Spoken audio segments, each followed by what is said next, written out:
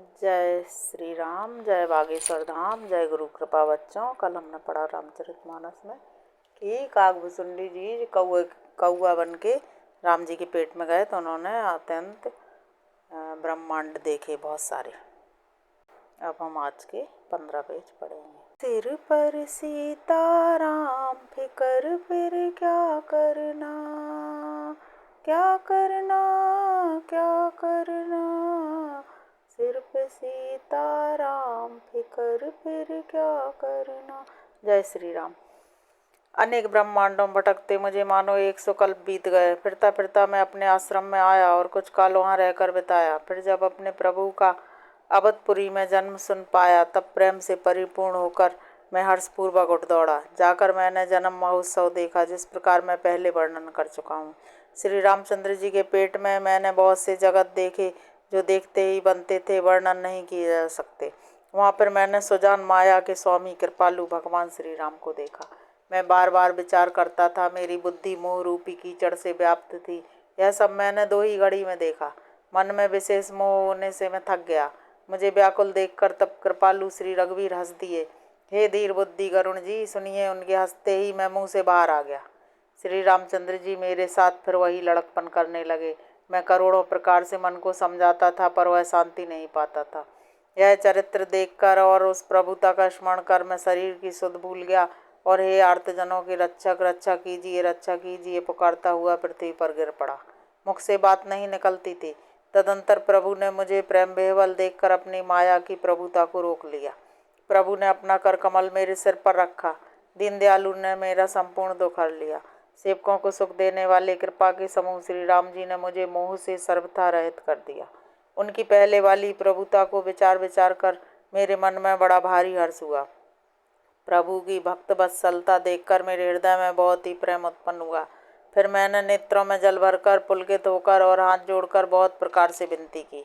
मेरी प्रेम युक्त वाणी सुनकर और अपने दास को दीन देखकर रमा निवास श्री राम जी सुखदायक गंभीर और कोमल वचन बोले। हे काकभुसुंडी, तू मुझे अत्यंत प्रसन्न जानकर वर मांग।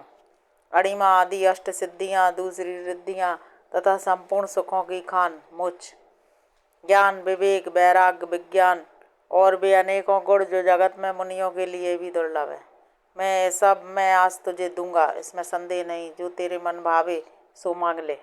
प्रभु के वचन सुनकर मैं बहुत ही प्रेम में भर गया। तब मन में अनुमान करने लगा कि प्रभु ने सब सुखों को देने की बात कही है तो सत्य है, पर अपनी भक्ति देने की बात नहीं कही। भक्ति से रहे सब गुण और सब सुख वैसे ही हैं जैसे नमक के बिना बहुत प्रकार के भोजन के पदार्थ। भजन से रहित सुख किस काम के। हे पक्षीराज, ऐसा विचार कर मैं बोला, हे प्रभु, यदि आप प्रसन्न होकर मुझे वर देते हैं और मुझ पर कृपा और स्नेह करते हैं तो हे स्वामी, मैं अपना मन भाया वर मांगता हूँ। आप उदार हैं और हृदय के भीतर की जानने वाले हैं। आपकी जिस अविरल एवं विशुद्ध भक्ति को श्रुति और पुराण गाते हैं, जिसे योगीश्वर मुनि खोजते हैं और प्रभु की कृपा से कोई बिरला ही जिसे पाता है। हे भक्तों के कल्पवृक्ष, हे शरणागत के हितकारी, हे कृपा सागर, हे सुखधाम श्री राम जी, दया करके मुझे अपनी वही भक्ति दीजिए। एवं मस्तु कहकर रघुवंश के स्वामी परम सुख देने वाले वचन बोले। हे काक सुन, तू स्वभाव से ही बुद्धिमान है, ऐसा वरदान कैसे न मांगता। तूने सब सुखों की खान भक्ति मांग ली। जगत में तेरे समान बड़भागी कोई नहीं है। वे मुनि जो जप और योग की अग्नि से शरीर जलाते रहते हैं, करोड़ों यत्न करके भी जिसको नहीं पाते, वही भक्ति तूने मांगी। तेरी चतुरता देखकर मैं रीझ गया। यह चतुरता मुझे बहुत ही अच्छी लगी। हे पक्षी सुन, मेरी कृपा से अब समस्त शुभ गुण तेरे हृदय में बसेंगे। भक्ति, ज्ञान, विज्ञान, वैराग्य, योग, मेरी लीलाएं और उनके रहस्य तथा विभाग, इन सब के भेद को तू मेरी कृपा से ही जान जाएगा। तुझे साधन का कष्ट नहीं होगा। माया से उत्पन्न सब भ्रम अब तुझको नहीं व्यापेंगे। मुझे अनादि, अजन्मा, अगुण और गुणों की खान ब्रह्म जानना। हे काक सुन, मुझे भक्त निरंतर प्रिय हैं, ऐसा विचार कर शरीर, वचन और मन से मेरे चरणों में अटल प्रेम करना। अब मेरी सत्य सुगम वेद आदि के द्वारा वर्णित परम निर्मल वाणी सुन। मैं तुझको यह निज सिद्धांत सुनाता हूँ। सुनकर मन में धारण कर और सब तज कर मेरा भजन कर। यह सारा संसार मेरी माया से उत्पन्न है। अनेकों प्रकार के चराचर जीव हैं, वे सभी मुझे प्रिय हैं क्योंकि सभी मेरे उत्पन्न किए हुए हैं। मनुष्य मुझको सबसे अधिक अच्छे लगते हैं। उन मनुष्यों में भी द्विज, द्विजों में भी वेदों को धारण करने वाले, उनमें भी वेदोक्त धर्म पर चलने वाले, उनमें भी विरक्त मुझे प्रिय है। वैराग्यवानों में फिर ज्ञानी, और ज्ञानियों से भी अत्यंत प्रिय विज्ञानी है। विज्ञानियों से भी प्रिय मुझे अपना दास है, जिसे मेरी ही गति है, कोई दूसरी आशा नहीं है। मैं तुझसे बार बार सत्य कहता हूँ कि मुझे अपने सेवक के समान प्रिय कोई भी नहीं है। भक्तिहीन ब्रह्मा ही क्यों न हो, वह मुझे सब जीवों के समान ही प्रिय हैं, परंतु भक्तिमान अत्यंत नीच भी प्राणी मुझे प्राणों के समान प्रिय है। यह मेरी घोषणा है। पवित्र, सुशील और सुंदर बुद्धि वाला सेवक बता किसको प्यारा नहीं लगता। वेद और पुराण ऐसी ही नीति कहते हैं। एकाक सावधान होकर सुन। एक पिता के बहुत से पुत्र पृथक पृथक गुण, स्वभाव और आचरण वाले होते हैं। कोई पंडित होता है, कोई तपस्वी, कोई ज्ञानी, कोई धनी, कोई सूरवीर, कोई दानी, कोई सर्वज्ञ और कोई धर्मपरायण होता है। पिता का प्रेम इन सभी पर समान होता है, परंतु इनमें से यदि कोई मन, वचन और कर्म से पिता का ही भक्त होता है, स्वप्न में भी दूसरा धर्म नहीं जानता, वह पुत्र पिता को प्राणों के समान प्रिय होता है, यद्यपि वह सब प्रकार से अज्ञानी हो। इस प्रकार त्रियक, देव, मनुष्य और असुरों समेत जितने भी चेतन और जड़ जीव हैं, यह संपूर्ण विश्व मेरा ही पैदा किया हुआ है। अतः सब पर मेरी बराबर दया है, परंतु इनमें से जो मद और माया छोड़कर मन, वचन और शरीर से मुझको भजता है, वह पुरुष हो, नपुंसक हो, स्त्री हो अथवा चराचर कोई भी जीव हो, कपट छोड़कर जो भी सर्वभाव से मुझे भजता है, वही मुझे परम प्रिय है। ये पक्षी, मैं तुझसे सत्य कहता हूँ, पवित्र सेवक मुझे प्राणों के समान प्यारा है। ऐसा विचार कर सब आशा भरोसा छोड़कर मुझी को भज, तुझे काल कभी नहीं व्यापेगा। निरंतर मेरा स्मरण और भजन करते रहना। प्रभु के वचनामृत सुनकर मैं तृप्त नहीं होता था, मेरा शरीर पुलकित था और मन में मैं अत्यंत ही हर्षित हो रहा था। वह सुख मन और कान ही जानते हैं, जीभ से उसका बखान नहीं किया जा सकता। प्रभु की शोभा का वह सुख नेत्र ही जानते हैं, पर वे कह कैसे सकते हैं, उनके वाणी तो है नहीं। मुझे बहुत प्रकार से भली भांति समझाकर और सुख देकर प्रभु फिर वही बालकों के खेल करने लगे। नेत्रों में जल भरकर और मुख को कुछ रूखा बनाकर उन्होंने माता की ओर देखा। बहुत भूख लगी है, यह देखकर माता तुरंत उठ दौड़ी और कोमल वचन कहकर उन्होंने श्री राम जी को छाती से लगा लिया। वे गोद में लेकर उन्हें दूध पिलाने लगीं और श्री रघुनाथ जी की ललित लीलाएं गाने लगीं।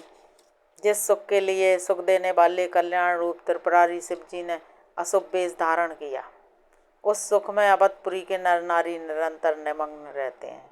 उस सुख का लवलेश मात्र जिन्होंने एक बार स्वप्न में भी प्राप्त कर लिया है पक्षीराज, वे सुंदर बुद्धि वाले सज्जन पुरुष उसके सामने ब्रह्म सुख को भी कुछ नहीं गिनते। मैं और कुछ समय तक अवधपुरी में रहा और मैंने श्री राम जी की रसीली बाल लीलाएं देखी। श्री राम जी की कृपा से मैंने भक्ति का वरदान पाया। तदंतर प्रभु के चरणों की वंदना करके मैं अपने आश्रम पर लौट आया। इस प्रकार जब से श्री रघुनाथ जी ने मुझको अपनाया, तब से मुझे माया कभी नहीं व्यापी। श्री हरि की माया ने मुझे जैसे नचाया, वह सब गुप्त चरित्र मैंने कहा। हे पक्षीराज गरुण, अब मैं आपसे अपना निजी अनुभव कहता हूँ। भगवान के भजन के बिना क्लेश दूर नहीं होते। हे पक्षीराज सुनिए, श्री राम जी की कृपा बिना श्री राम जी की प्रभुता नहीं जानी जाती। प्रभुता जाने बिना उन पर विश्वास नहीं जमता। विश्वास के बिना प्रीति नहीं होती और प्रीति बिना भक्ति वैसे ही दृढ़ नहीं होती जैसे ये पक्षीराज जल की चिकनाई ठहरती नहीं। गुरु के बिना कहीं ज्ञान हो सकता है अथवा बैराग के बिना कहीं ज्ञान हो सकता है। इसी तरह वेद और पुराण कहते हैं कि श्री हरि की भक्ति के बिना क्या सुख मिल सकता है। हे तात, स्वाभाविक संतोष के बिना क्या कोई शांति पा सकता है। करोड़ों उपाय करके पच पच मरिए, क्या कभी जल के बिना नाव चल सकती है। संतोष के बिना कामना का नाश नहीं होता और कामनाओं के रहते स्वप्न में भी सुख नहीं हो सकता। और श्री राम के भजन के बिना कामनाएं कहीं मिट सकती हैं। बिना धरती के भी कहीं पेड़ उग सकता है। विज्ञान के बिना क्या संभव आ सकता है। आकाश के बिना क्या कोई अवकाश पा सकता है। श्रद्धा के बिना धर्म नहीं होता। क्या पृथ्वी तत्व के बिना कोई गंध पा सकता है। तप के बिना क्या तेज फैल सकता है। जल तत्व के बिना संसार में क्या रस हो सकता है। पंडित जनों की सेवा बिना क्या शील प्राप्त हो सकता है। हे गोसाई, जैसे बिना तेज के रूप नहीं मिलता, निज सुख के बिना क्या मन स्थिर हो सकता है। वायु तत्व के बिना क्या स्पर्श हो सकता है। क्या विश्वास के बिना कोई भी सिद्धि हो सकती है। इसी प्रकार श्री हरि के भजन बिना जन्म मृत्यु के भय का नाश नहीं होता। बिना विश्वास के भक्ति नहीं होती। भक्ति के बिना श्री राम जी पिघलते नहीं और श्री राम जी की कृपा के बिना जीव स्वप्न में भी शांति नहीं पाता। हे धीर बुद्धि, ऐसा विचार कर संपूर्ण कुतर्कों और संदेहों को छोड़कर करुणा की खान सुंदर और सुख देने वाले श्री रघुवीर का भजन कीजिए। हे पक्षीराज, हे नाथ, मैंने अपनी बुद्धि के अनुसार प्रभु के प्रताप और महिमा का गान किया। मैंने इसमें कोई बात युक्ति से बढ़ाकर नहीं कही है, यह सब अपनी आंखों देखी कही है। श्री रघुनाथ जी की महिमा, नाम, रूप और गुणों की कथा सभी अपार एवं अनंत है तथा श्री रघुनाथ जी स्वयं भी अनंत हैं। मुनिगण अपनी अपनी बुद्धि के अनुसार श्री हरि के गुण गाते हैं। वेद, शेष और शिव जी भी उनका पार नहीं पाते। आपसे लेकर मच्छर पर्यंत सभी छोटे बड़े जीव आकाश में उड़ते हैं, किंतु आकाश का अंत कोई नहीं पाते। इसी प्रकार हे तात, श्री रघुनाथ जी की महिमा भी अथाह है, क्या कभी कोई उसकी था पा सकता है। श्री राम जी का अरबों कामदेवों के समान सुंदर शरीर है।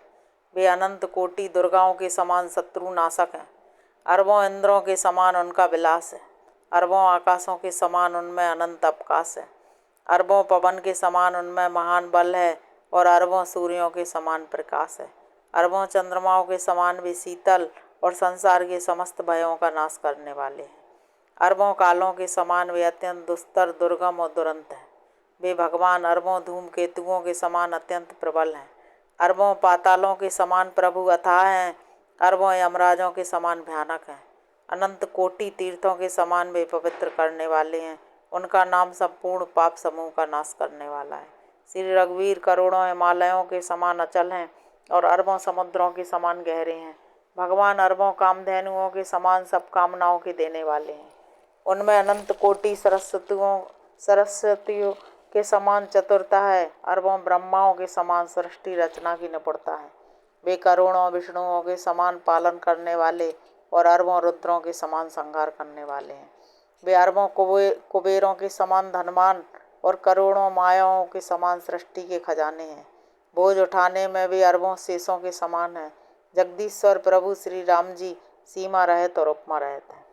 श्री राम जी उपमा रहित हैं, उनकी कोई दूसरा उपमा है ही नहीं।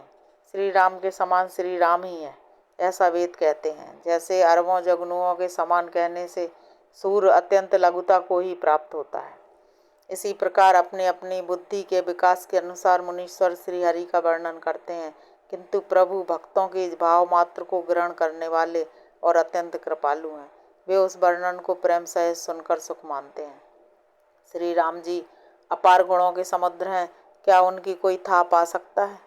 संतों से मैंने जैसा कुछ सुना था वही आपको सुनाया। सुख के भंडार करुणा धाम भगवान भाव के बस है। ममता मद और मान को छोड़कर सदा श्री जानकी नाथ जी का ही भजन करना चाहिए। भुसुंडी जी के सुंदर वचन सुनकर पक्षीराज ने हर्षित होकर अपने पंख फुला लिए। उनके नेत्रों में जल आ गया और मन अत्यंत हर्षित हो गया। उन्होंने श्री रघुनाथ जी का प्रताप हृदय में धारण किया। वे अपने पिछले मोह को समझकर पछताने लगे कि मैंने अनादि ब्रह्म को मनुष्य करके माना। गरुण जी ने बार बार काकभुसुंडी जी के चरणों पर सिर नवाया और उन्हें श्री राम जी के ही समान जानकर प्रेम बढ़ाया। गुरु के बिना कोई भाव सागर नहीं तर सकता, चाहे वह ब्रह्मा जी और शंकर जी के समान ही क्यों ना हो।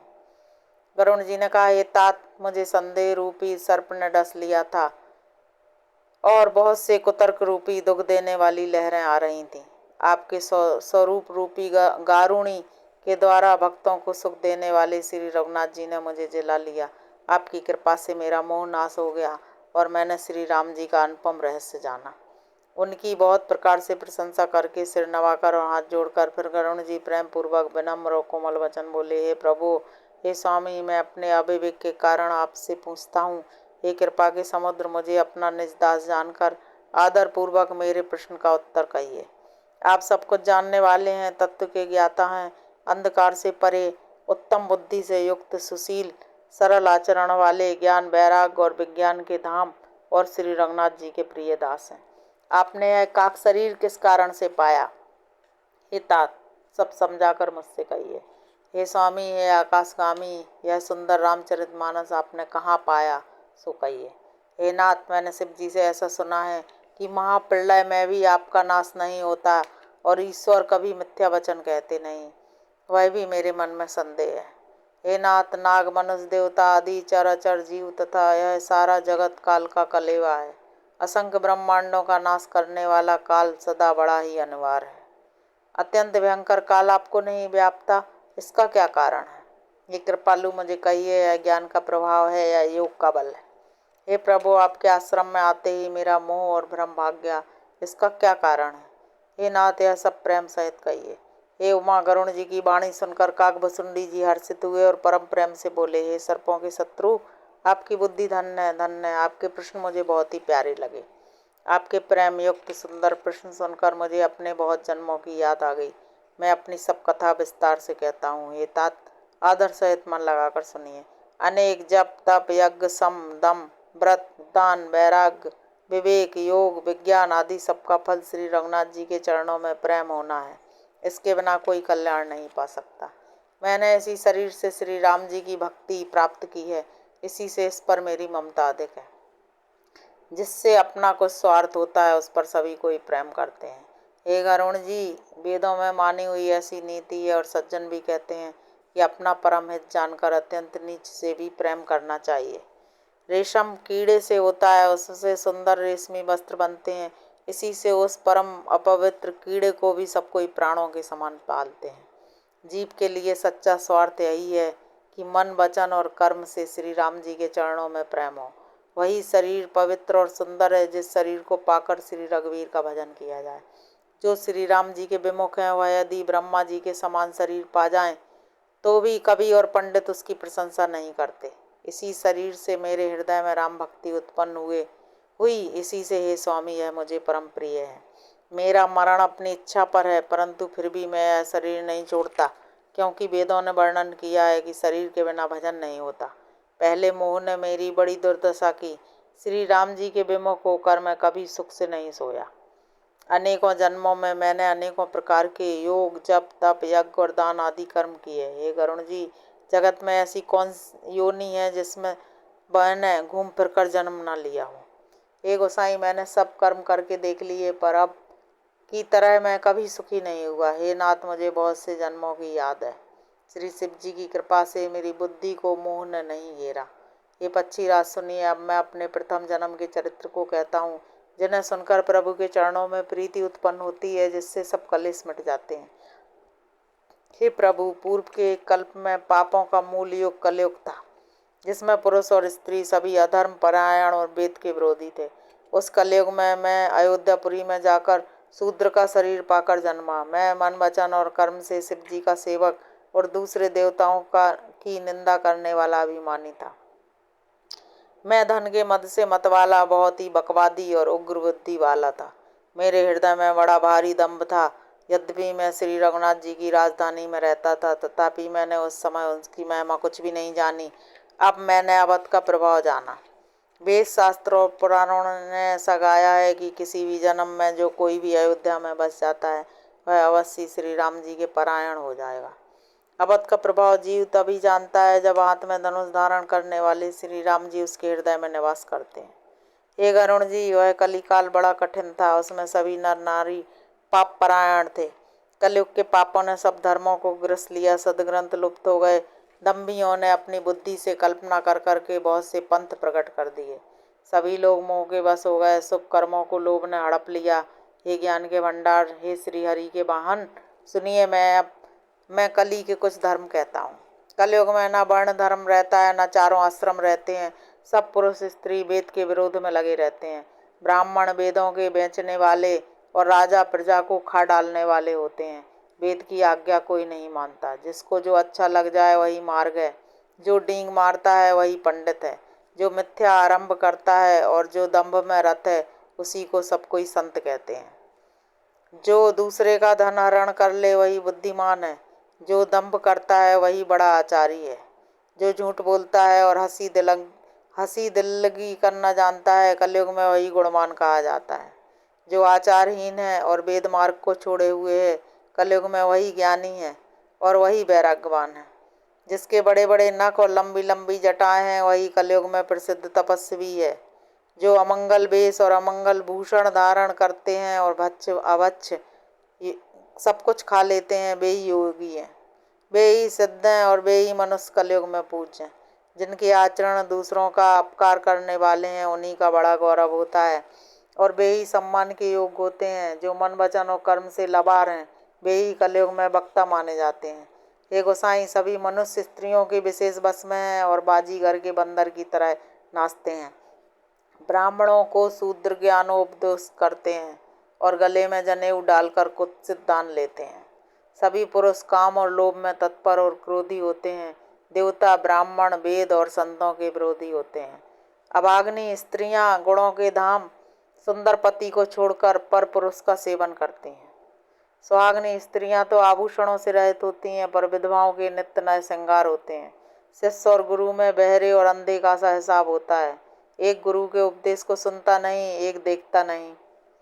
जो गुरु शिष्य का धन हरण करता है वह शोक नहीं हरण करता, वह घोर नरक में पड़ता है। माता पिता बालकों को बुलाकर वही धर्म सिखलाते हैं जिससे पेट भरे। स्त्री पुरुष ब्रह्म ज्ञान के सिवा दूसरी बात नहीं करते, पर वे लोभवश कौड़ियों के लिए ब्राह्मण और गुरु की हत्या कर डालते हैं। शूद्र ब्राह्मणों से विवाद करते हैं कि हम क्या तुमसे कुछ कम है। जो ब्रह्म को जानता है वही श्रेष्ठ ब्राह्मण है। वे उन्हें डांटकर आंखें दिखलाते हैं। जय श्री राम, जय बागेश्वर धाम। बच्चों, आज हमने रामचरितमानस में पढ़ा कि कलयुग के क्या गुण हैं, कलयुग में क्या क्या होता है, ये सब काकभूषुंडी जी ने बताया।